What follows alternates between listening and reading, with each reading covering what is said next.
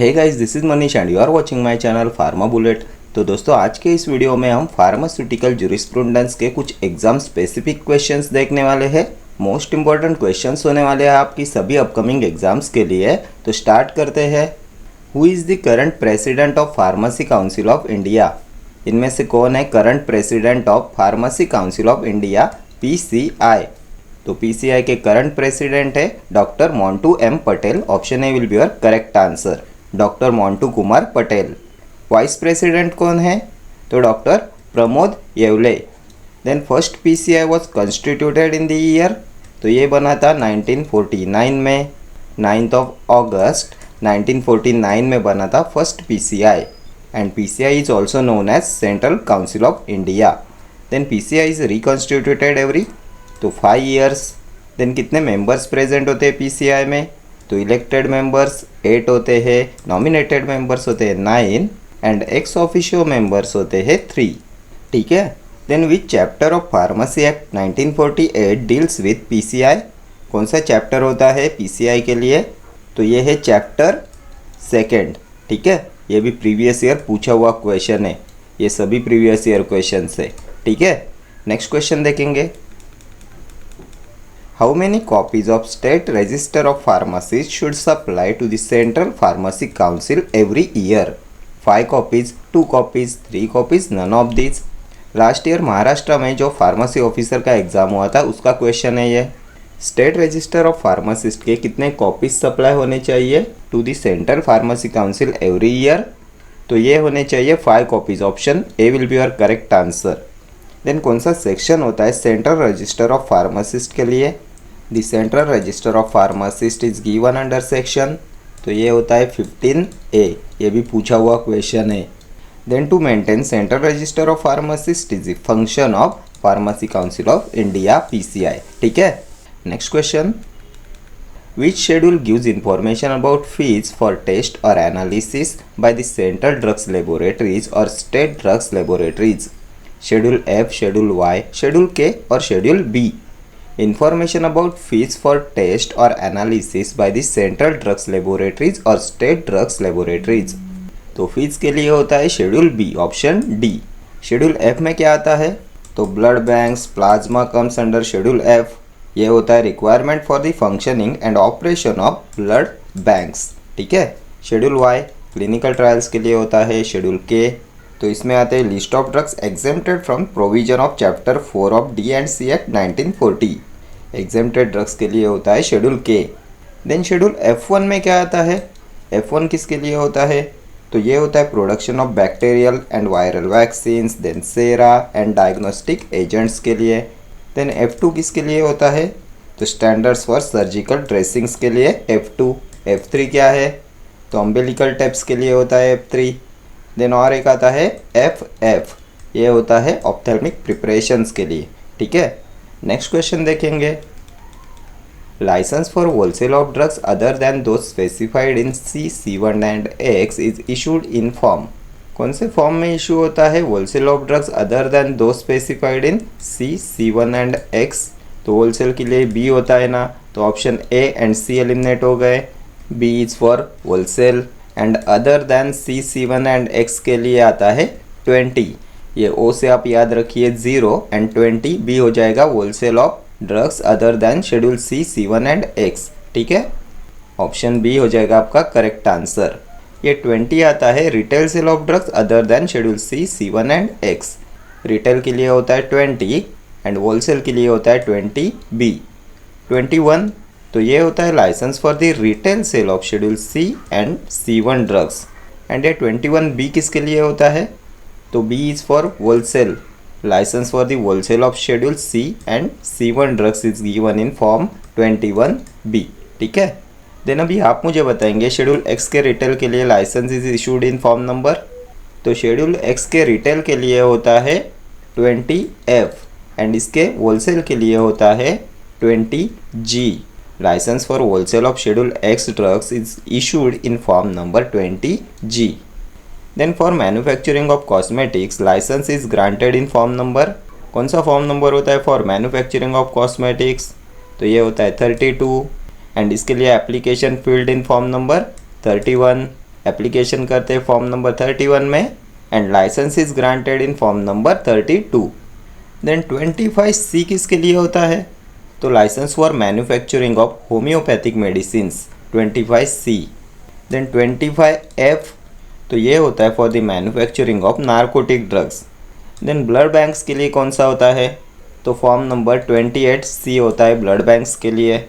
Then for the manufacturing of blood products licence is issued in form number, तो ये होता है 28E। Blood products के manufacturing के लिए licence is issued in form number 28E। ठीक है, ये सभी प्रीवियस ईयर क्वेश्चन है एंड ये सभी आपके अपकमिंग एग्जाम्स के लिए इंपॉर्टेंट है। Next question, the function of central drug laboratory is to analyze the sample of drugs and cosmetics, to issue loan license, to issue repacking license, to issue manufacturing license। The function of central drugs laboratory, तो इसका function होता है to analyze the sample of drugs and cosmetics, option A। Then central drug laboratory is situated in, कहाँ पे है central drug laboratory? तो ये है कोलकाता में and CDL is provided for the analysis of drugs and cosmetics। ठीक है, चले आगे। Next question, intrauterine devices are tested at central research institute Kasauli, central drugs testing laboratory Thane, central drugs laboratory Calcutta, Indian pharmacopoeial laboratory Ghaziabad. Intrauterine devices are tested at, कहाँ पे test किए जाते हैं intrauterine devices? तो इन्हें टेस्ट करते हैं at central drugs testing laboratory Thane, option B. Then samples of condoms are tested at, ये भी प्रीवियस ईयर क्वेश्चन है। Samples of condoms are tested at, तो ये होता है सेंट्रल फार्माकोपियल लेबोरेटरी गाजियाबाद। ठीक है, नेक्स्ट क्वेश्चन देखते हैं। As per drugs and cosmetics act 1940 and rules 1945 schedule A, which application form should be used to grant a license for manufacture of Ayurvedic and Unani drugs? कौन सा application form होता है to grant a licence for manufacturing of Ayurvedic and Unani drugs? तो ये जो Ayurvedic Siddha and Unani drugs होते हैं इनके मैन्युफैक्चरिंग के लिए एप्लीकेशन फॉर्म नंबर होता है 24D, option A will be your correct answer. Application for the grant and renewal of a licence to manufacture for sale of Ayurvedic Siddha and Unani drugs के लिए होता है फॉर्म नंबर 24D। 25C किसके लिए होता है? तो 25C is the application form to grant a licence to manufacture homoeopathic medicines. Homoeopathic medicines के मैन्युफैक्चरिंग के लिए होता है 25C। ठीक है, देन 26E1 किसके लिए है? तो ये होता है for the certificate of GMP good manufacturing practices of Ayurvedic Siddha and Unani drugs, 26E1। 20F तो अभी हमने प्रीवियस क्वेश्चन में देखा था ना, licence for retail of drugs specified in schedule X is issued in form 20F। ठीक है, एंड 20G होता है शेड्यूल X के होलसेल के लिए। Next question, which agency advises government and DTAB on issues related to uniform operation of D&C act throughout the country? इनमें से कौन एडवाइस करता है government and drug technical advisory board को on issues related to uniform operation of drug and cosmetics act throughout the country? Drug Consultative Committee, Central Drugs Laboratory, Drug Control Department, Central Drugs Research Institute। तो ये होता है DCC drug consultative committee, option A. ये होती है advisory body in drug and cosmetics act. Then central drugs laboratory is situated in Kolkata. इसका main function क्या देखा था हमने प्रीवियस क्वेश्चन में? To analyse the sample of drugs and cosmetics. Central drugs research institute कहाँ पे है? तो ये है लखनऊ में। ठीक है, next question, application form 19C used for the following schedule. Schedule C and C1, schedule C homeopathic drugs, schedule X। Application form 19C कौन से शेड्यूल के लिए होता है? एप्लीकेशन फॉर्म 19C, तो ये 19C होता है शेड्यूल X के लिए, option D। Application for grant और renewal of drug specified in schedule X के लिए होता है form number 20C। Schedule X होता है narcotic drug and psychotropic substances के लिए। देन licence for retail of schedule X drugs is issued in form number, तो ये होता है 20F। देन licence for wholesale of schedule X drugs is issued in form number 20G। ये दोनों क्वेश्चन बहुत बार एग्जाम में रिपीट होते हैं।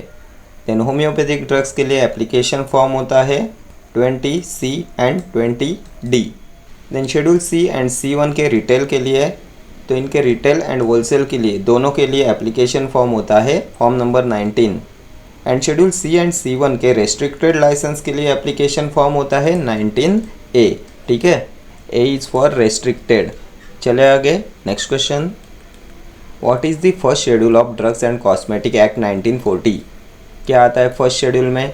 List of books, list of glasswares, list of equipments, list of forms. तो फर्स्ट शेड्यूल होता है लिस्ट ऑफ बुक्स के लिए, option A. Authoritative books of Ayurvedic, Siddha and यूनानी मेडिसिन आते हैं फर्स्ट शेड्यूल में। ठीक है, next question. List of Ayurvedic, Siddha and Unani poisons are given in schedule F1, E1, E, F2। तो F1 में क्या आता है? तो standards for production of bacterial and viral vaccines, then sera, diagnostic agent, ये आते हैं F1 में। E1 में क्या आता है? तो E1 होता है list of Ayurvedic, Siddha and Unani poisons के लिए, option B will be your correct answer. E किसके लिए है? तो list of allopathic poisons are given in schedule E। F2 standards for surgical dressings. ठीक है, चले आगे, next question. Opium was brought under legislative control in the year? कौन से ईयर में ओपियम को लाया गया था अंडर लेजिस्लेटिव कंट्रोल? तो ये था 1857। Opium was brought under legislative control in the year 1857, option B. Then government opium factory कहाँ पे है? तो ये है गाजीपुर में। ठीक है, next question. Coca, opium and hemp come under dangerous drug act, poison act, drug and cosmetics act, none of these. किस में आता है कोका, ओपियम एंड हेम्प? तो ये आते हैं डेंजरस ड्रग एक्ट में, option A. Then dangerous drug act कब पास हुआ था? तो dangerous drug act was passed in 1930। Then poison act was passed in the year 1919। DNC act 1940 and इसके रूल्स आए थे 1945 में। Then DNC act has been divided into how many parts? तो इसके होते हैं 18 parts. Then there are 2 schedules to the act and 23 schedule to the rules. इसके होते हैं 2 schedule to the act and 23 schedule to the rules. ठीक है, next question. Diacetyl morphine is also known as cocaine, ganja, heroin, charas. क्या होता है डायएसिटाइल morphine? तो ये होता है heroin, option C. Next question. The medical and toilet preparation act and rules passed in? कब आया था medical and toilet preparation act and उसके रूल्स? तो एक्ट आया था 1955 में, रूल्स आए थे 1956 में। कौन से ऑप्शन में है? तो 1955, 56, option D. Next question. As per controlled substance act, any chemical that is used in manufacturing a controlled substance is referred to as API, listed chemical, generic drug, narcotic drug। क्या बोला जाता है ऐसे chemical को जिसे use करते हैं in manufacturing a controlled substance? तो इसे बोलते हैं listed chemical, option B will be your correct answer. इसे बोला जाता है listed chemical as per controlled substance act. ठीक है, next question. The Drugs and Magic Remedies Act came into force on 1st January 1950, 1st of April 1950, 1st January 1955, 1st April 1955। The Drugs and Magic Remedies Act came into force on, तो Drugs and Magic Remedies Act was passed in 1954 and it came into force on 1st of April 1955, option D will be your correct answer। ये पास हुआ था 1954 में and it came into force on 1st of April 1955। Next question देखते हैं। CFR 211 refers to code of federal regulation 211, code of final regulations 211, compliance to final regulations 211, compliance to federal regulation 211।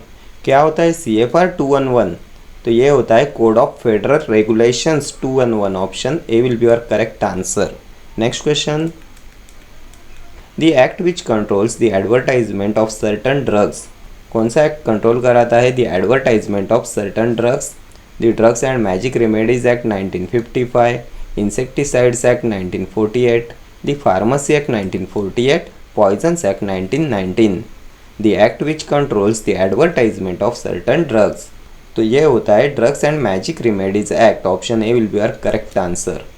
Next question, what would be the period for completing priority review in NDA, new drug application?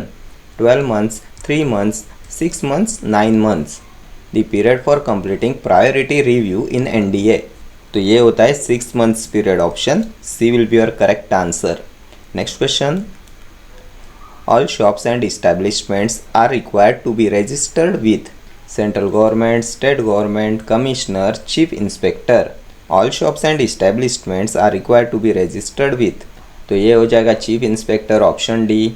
सभी shops and establishment are required to be registered with chief inspector. ठीक है. Next question.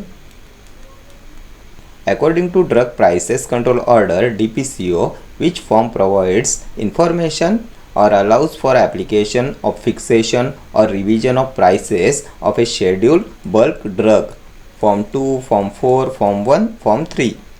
According to drug price control order DPCO, इनमें से कौन सा form provide कराता है information या अलाउ करता है फॉर एप्लीकेशन ऑफ फिक्सेशन और revision of prices of a scheduled bulk drugs? Previous year पूछा हुआ एक क्वेश्चन है. तो ये होता है form number 1. Option C will be your correct answer. Then DPCO was exercised by central government in, तो 1995. DPCO was exercised by central government in 1995 and was replaced by DPCO in 2013. ठीक है. ये दोनों प्रीवियस ईयर क्वेश्चंस है. Next question देखते हैं. The poison act was passed on. कब pass हुआ था पॉइजन एक्ट? तो ये 1919 को पास हुआ था ना. ऑप्शन बी हो जाएगा आपका करेक्ट आंसर. 1919 सिर्फ एक ही ऑप्शन में है. ये पास हुआ था 3 सितंबर 1919 को. ठीक है. ये डेट भी आपको याद रखनी है, 3 सितंबर. देन ये 4 मार्च 1948 को क्या पास हुआ था? तो pharmacy act was passed on 4 March 1948. ठीक है. Next question. As per medical termination of pregnancy act passed in 1971 on advice of one doctor, the abortion of terminally ill fetuses was allowed up to. According to MTP Act 1971, ill fetuses की कितनी weeks की pregnancy को abort किया जा सकता है on advice of one doctor? ये भी क्वेश्चन बहुत बार पूछा गया है. तो ये होता है 12 weeks pregnancy. Option A will be your correct answer. Next question. The advertisement of the drugs mentioned in Schedule J is prohibited, bona fide, permitted, exempted. तो सबसे पहले आप मुझे बताएंगे शेड्यूल जे में क्या आता है. तो शेड्यूल जे होता है list of diseases which drug cannot claim to cure. Incurable diseases के लिए होता है schedule J. Diseases for which cure by drugs cannot be claimed. ठीक है. कौन से डिसीजेस आते हैं इसमें? तो इसमें कैटरैक्ट आता है, then cancer, blindness, deafness, then आएगा आपका डायबिटीज़, इपिलेप्सी, देन आता है ग्लूकोमा, प्लेग, लेप्रेसी, ट्यूबरकुलोसिस. ये सभी आते हैं शेड्यूल जे में. ये होते हैं diseases for which cure by drugs cannot be claimed. And advertisement of the drugs mentioned in schedule J is prohibited. Option A will be your correct answer. ठीक है. चले आगे. Next question. The drug price control order is issued by the central government by deriving power from which rule? The Drug and Cosmetics Act 1940, the Drug and Cosmetics Rule 1945, Essential Commodities Act 1955, Narcotic Drug and Psychotropic Substances Act 1985. The DPCO is issued by the central government by deriving power from which rule? इनमें से कौन से rule के power से issue किया गया है DPCO, drug price control order? तो DPCO is issued by deriving power from Essential Commodities Act 1955. Option C will be your correct answer. And DPCO was exercised by central government in 1995. ठीक है. Next question. Publications of the advertisements is prohibited that refers to the use of any drug for the treatment of cancer, plague, tuberculosis, all of these. Publications of the advertisements is prohibited that refers to the use of any drug for the treatment of. तो अभी हमने previous question में देखा था ना, the advertisement of the drugs mentioned in schedule J is prohibited. And ये सभी diseases किस में आते हैं, तो शेड्यूल जे में आते हैं ना, कैंसर, प्लेग, ट्यूबरकुलोसिस। तो इन सब की एडवर्टाइजमेंट का पब्लिकेशन प्रोहिबिटेड होता है। Option D will be your correct answer. हमने देखा था ना, diseases for which cure by drugs can not be claimed, ये आते हैं शेड्यूल जे में। And the advertisement of the drugs mentioned in schedule J is prohibited. ठीक है, next question.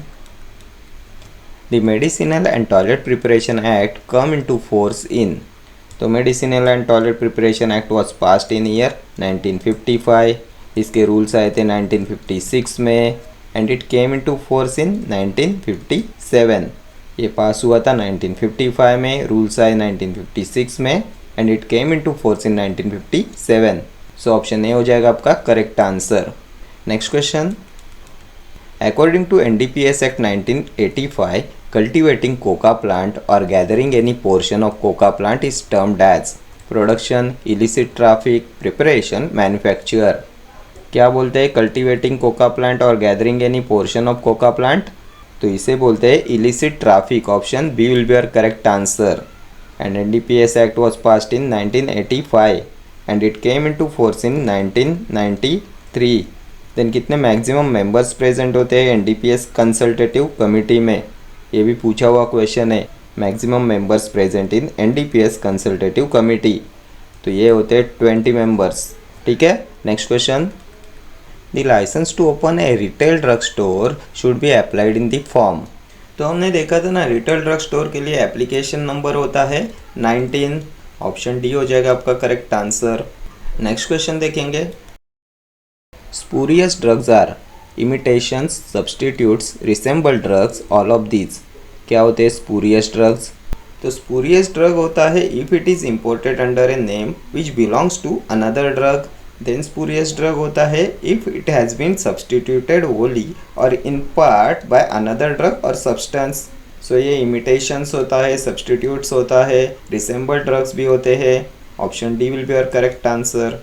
Then manufacturing, sale and distribution of spurious drugs come under section। कौन से section में आता है manufacturing, sale and distribution of spurious drugs? तो ये आता है under section 17B। Then manufacturing, sales and distribution of spurious drugs related to Ayurvedic, Siddha and यूनानी कम्स अंडर विच सेक्शन? तो ये आते हैं सेक्शन 33E में। ये दोनों अभी तक पूछे हुए क्वेश्चन है। ठीक है, next question. Narcotic drugs and psychotropic substances act was enacted in the year. तो बहुत बार अभी हमने डिस्कस किया NDPS act 1985। Option C will be your correct answer. Next question. Schedule O is related to. तो शेड्यूल ओ होता है standards for disinfectant fluids के लिए। ऑप्शन बी हो जाएगा आपका correct answer. Standard for ophthalmic preparation, तो इसके लिए होता है schedule F. Standard for medicinal contraceptives schedule R. Standards for cosmetic schedule S. Next question. The drug clofazimine comes under schedule. कौन से शेड्यूल में आता है क्लोफाजिमाइन? क्या होता है ये? तो ये होता है एंटी लेप्रोटिक ड्रग। इसका यूज़ करते हैं टू ट्रीट लेप्रेसी। कौन से शेड्यूल में आता है? तो schedule H. Option B. Schedule H किसके लिए होता है? तो list of prescription drugs. Drugs not to be sold by retail without the prescription of a registered medical practitioner आते हैं शेड्यूल एच में। शेड्यूल जी, तो drugs to be taken under medical supervision only. Schedule W generic names के लिए होता है।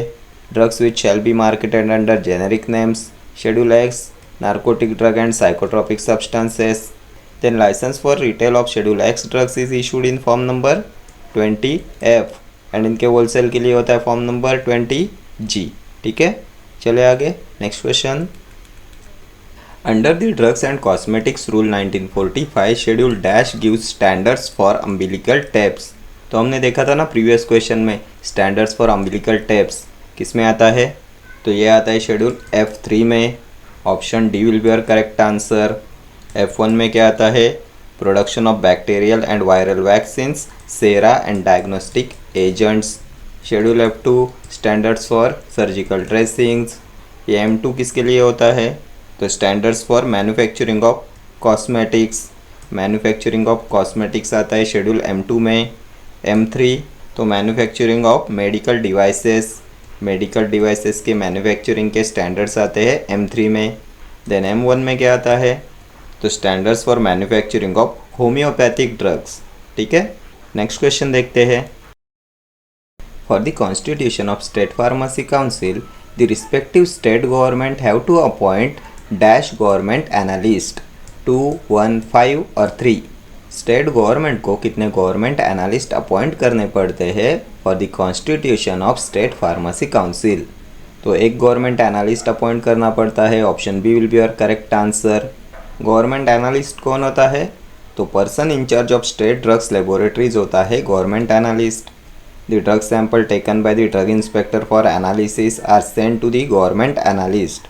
Then government analyst is appointed under section, तो इनके लिए होता है section 20।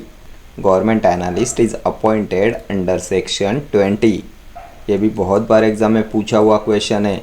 Then government analyst in relation to Ayurvedic, Siddha and Unani drugs is appointed under section, तो इसके लिए होता है 33F। ठीक है, next question.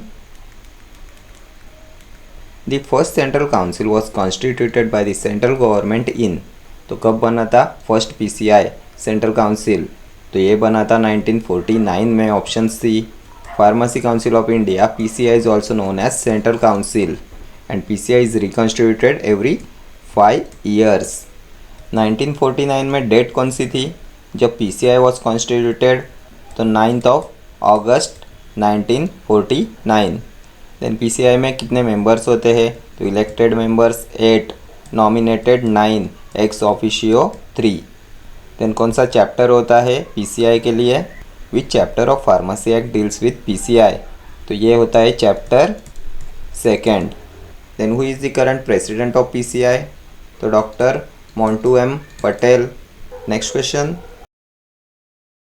How many registered pharmacist elected amongst themselves for state pharmacy council? 6, 5, 4, 3।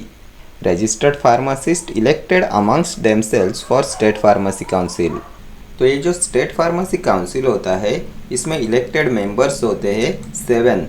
इन 7 में 6 होते हैं registered pharmacist and 1 member elected by MCI medical council of India. So option A will be your correct answer. 6 registered pharmacists elected amongst themselves for state pharmacy council।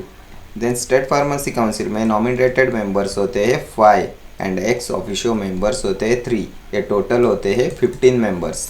Then which chapter of pharmacy act 1948 deals with the state pharmacy council? कौन सा chapter होता है state pharmacy council के लिए? PCI के लिए होता है चैप्टर 2, स्टेट फार्मेसी काउंसिल के लिए चैप्टर 3। ठीक है, next question. Biological and biotechnological products are included in schedule A, schedule B, schedule X, C and C1। तो ये हमने बहुत बार डिस्कस किया है। शेड्यूल C एंड C1 होता है बायोलॉजिकल एंड बायोटेक्नोलॉजिकल प्रोडक्ट्स के लिए, C होता है पेरेंटल ड्रग्स के लिए, C1 is for non parental drugs. Then licence for the retail sale of schedule C and C1 drugs is given in form number, तो ये होता है 21। एंड इनके होलसेल के लिए फॉर्म नंबर होता है 21B, B is for wholesale. Then schedule A में क्या आता है? Which schedule contains different types of forms, तो डिफरेंट टाइप्स ऑफ फॉर्म्स आते हैं शेड्यूल A में। शेड्यूल B, तो schedule B is related to rates of fees for test and analysis, ये भी हमने प्रीवियस क्वेश्चन में डिस्कस किया था। शेड्यूल B होता है rates of fees for test and analysis. Schedule X narcotic drug and psychotropic substances. ठीक है, तो ये यहाँ पे हमने 40 क्वेश्चंस फार्मास्यूटिकल ज्यूरिस्प्रूडेंस के कंप्लीट कर लिए एंड ये सभी क्वेश्चंस आपकी सभी अपकमिंग एग्जाम्स के लिए इंपॉर्टेंट होने वाले हैं। अगर आप किसी भी गवर्नमेंट फार्मासिस्ट एग्ज़ाम की प्रिपरेशन कर रहे हो तो ये सभी क्वेश्चंस आपके एग्जामिनेशन पॉइंट ऑफ व्यू से मोस्ट इंपॉर्टेंट होने वाले हैं। ठीक है, तो इस वीडियो में इतना ही, मिलते हैं नेक्स्ट वीडियो में। Till then do like share comment and subscribe to my channel. Thank you.